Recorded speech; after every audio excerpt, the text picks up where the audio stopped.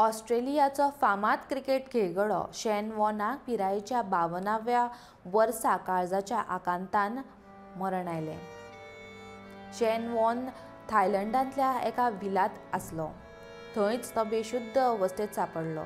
उपरांत वैजकी पथकाचे मजतीन ताका शुद्धीर हाडपाचे साबार प्रयत्न केले, पूण तांच्या यत्नांक यश येवंक ना.